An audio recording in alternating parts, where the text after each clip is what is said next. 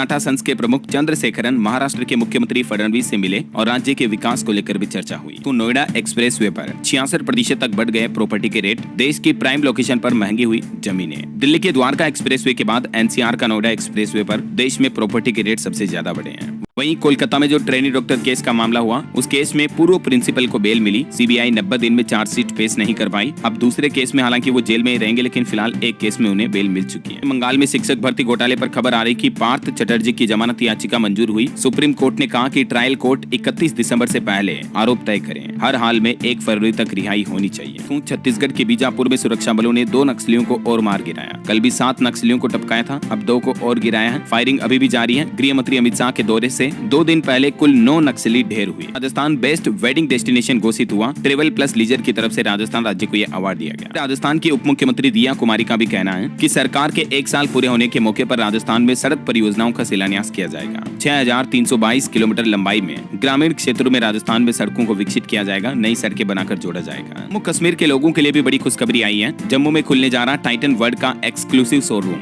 हर item पर आपको भारी डिस्काउंट भी मिलेगा और आखिरकार जम्मू कश्मीर में भी अब डेवलपमेंट देखने को मिल रहा है। पुष्पा 2 फिल्म के मुख्य किरदार एक्टर अल्लू अर्जुन को गिरफ्तार कर लिया गया है। उनके रिहाई की मांग की जा रही है। आपको पता होगा 4 दिसंबर को हैदराबाद में जो उनका स्पेशल शो हुआ, उस दौरान भीड़ और भगदड़ में एक महिला की जान चली गई थी, है ना। हालांकि अभी उस महिला के पति ने भी ये मांग की है कि अल्लू अर्जुन को रिहा कर दो। और अच्छी बात भी है कि अल्लू अर्जुन को हाईकोर्ट से जमानत मिल चुकी है। हालांकि लोकल कोर्ट ने पहले उनको 15 दिन की न्यायिक हिरासत में भेजा था, लेकिन अभी हाईकोर्ट से उन्हें डायरेक्ट जमानत मिल चुकी है। फिर भी बीती रात तो जेल में ही मनाई अल्लू अर्जुन ने, लेकिन आज वो जेल से बाहर आ जाएंगे। और पुष्पा 2 के एक्टर अल्लू अर्जुन के समर्थन में वरुण धवन ने भी बयान देते हुए कहा कि दुर्घटना भले ही दर्दनाक थी, लेकिन सिर्फ एक ही इंसान को दोष नहीं दे सकते हैं। पुष्पा 2 की एक्ट्रेस रश्मिका मंदाना ने भी अल्लू अर्जुन का समर्थन करते हुए उनकी गिरफ्तारी पर दुख जताते हुए कहा कि एक इंसान पर सारा इल्जाम लगाना कहीं भी सही नहीं है ऐसा। हालांकि अल्लू अर्जुन की गिरफ्तारी पर तेलंगाना के मुख्यमंत्री रेवंत रेड्डी ने कहा कि आम आदमी हो या प्रधानमंत्री, संविधान सभी के लिए एक है। यूपी की योगी सरकार की एक और बड़ी घोषणा। उत्तर प्रदेश में होम गार्डों के आश्रितों की नियुक्ति पर लगी रोक को हटा दिया है। जांच प्रक्रिया का भी पालन किया जाएगा। कपड़ों के आधार पर महिलाओं का मूल्यांकन करना अनुचित है। केरल हाईकोर्ट ने एक फैमिली कोर्ट के फैसले को भी खारिज कर दिया। कई बार होता ना, मतलब कई लड़कियां महिलाएं अगर छोटे कपड़े पहन रही हैं तो उनको जज किया जाता है, सोसाइटी में उनको गलत तरीके से देखा जाता है। तो इसी तरह के केस में केरल हाईकोर्ट ने सुनवाई करते हुए कहा कि महिलाओं को उनके कपड़ों के आधार पर आंकना महिला विरोधी पूर्वाग्रह दर्शाता है। के लिए 63 करोड़ रुपए की नई पर्यटन योजनाओं को मंजूरी दी। राज्यसभा में सांसद डॉक्टर सिकंदर कुमार द्वारा इस बात की जानकारी दी गई। अटल निर्माण वर्ष के रूप में मनेगी छत्तीसगढ़ की रजत जयंती। हर साल 3 से 13 दिसंबर तक मनाया जाएगा जनादेश पर्व। छत्तीसगढ़ सरकार की तरफ से यह घोषणा की गई। झारखंड में भी लागू नहीं होगा निजी नौकरियों में 75% आरक्षण देने वाला कानून, क्योंकि आखिरकार काफी कंट्रोवर्सी के बाद झारखंड हाईकोर्ट की तरफ से इस कानून पर रोक लगा दी गई है, जो कि स्थानीय युवाओं को प्राइवेट सेक्टर में 75% आरक्षण देने का वादा करता था। झारखंड सरकार ने ये नियम लागू करने की घोषणा की थी, तो फिलहाल हाईकोर्ट ने इस पर स्टे लगा दी। महाराष्ट्र में नौसेना की पहल संपर्क का 4था संस्करण 16 दिसंबर को लॉन्च किया जाएगा। दुनिया की सबसे बड़ी फार्मा कंपनी हेलियोन करेगी 2000 करोड़ रुपए का निवेश मध्य प्रदेश राज्य में। पीतमपुर में 40 एकड़ की जमीन भी मांगी है सरकार से। यूके बेस्ड ये कंपनी है, एक फार्मा कंपनी जो कि हमारे देश के एमपी राज्य में निवेश करने जा रही है। अच्छी बात है कि इस निवेश से युवाओं को रोजगार भी मिलेगा, इंफ्रास्ट्रक्चर वगैरह में भी बढ़ोतरी होगी। यूपी राज्य को लेकर एक अच्छी रिपोर्ट सामने आ रही है कि गाय के दूध उत्पादन में उत्तर प्रदेश नंबर 1 बनने जा रहा। योगी सरकार की तरफ से गौ पालन को लेकर कुछ अच्छे कदम भी उठाए गए हैं, जिसके चलते यूपी में गाय दुग्ध उत्पादन बढ़ा है। उत्तराखंड के मकान मालिकों और किराएदारों के लिए बड़ा अपडेट सामने आ रहा। स्टाम्प शुल्क को कम किया जाएगा, जिससे कि उत्तराखंड में प्रॉपर्टी वगैरह रेंट पर लेना भी सस्ता मिलेगा। 17 दिसंबर को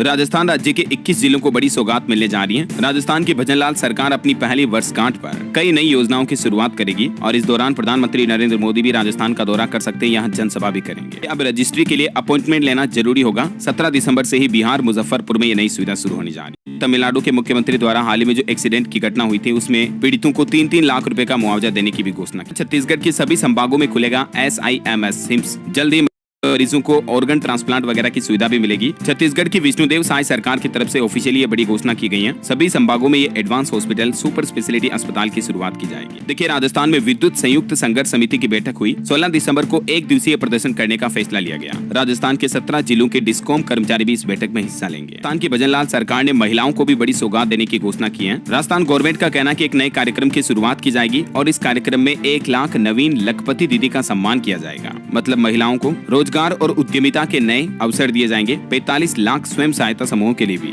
राज सखी पोर्टल की शुरुआत की जाएगी। ये राजस्थान के सीएम भजनलाल शर्मा की तरफ से महिलाओं के लिए कुछ बड़े अनाउंसमेंट किए गए। राजस्थान सरकार का एक और फैसला देखिए, देश के हर राज्य में राजस्थान के प्रवासियों के लिए अलग से ऑफिस खोले जाएंगे। जैसे अलग अलग देशों में इंडियन एम्बेसी होती है ना, वैसे ही राजस्थान सरकार ने स्टेट गवर्नमेंट के अलग अलग केंद्र हर राज्य में खोलने की घोषणा की है, ताकि मतलब राजस्थान के नागरिक कहीं भी देश के किसी भी राज्य में जाएंगे ना तो उनको कोई दिक्कत नहीं होगी, वहाँ उनको आसानी से मदद मिल पाए। प्रदेश के कुछ अपडेट देखिए आप। मुख्यमंत्री डॉक्टर मोहन यादव बोले कि एमपी की राजधानी भोपाल में विक्रमादित्य भोज द्वार बनाया जाएगा। भोपाल संभाग के 758 करोड़ के विकास कार्यों का लोकार्पण भी किया हुआ। छत्तीसगढ़ में देखिए 8 लाख तक खर्च कर सकेंगे अब निगम के पार्षद प्रत्याशी। छत्तीसगढ़ निकाय चुनाव के लिए चुनाव आयोग की तरफ से ये खर्चे की लिमिट तय की गई। नगर निगम में छुट्टी के दिन भी अब टैक्स जमा होगा। 14-15 दिसंबर को खुले रहेंगे कैश काउंटर। बिहार के नए डीजीपी बनाए गए विनय कुमार 14 दिसंबर को ये पदभार संभालेंगे। 2 साल का इनका कार्यकाल होगा।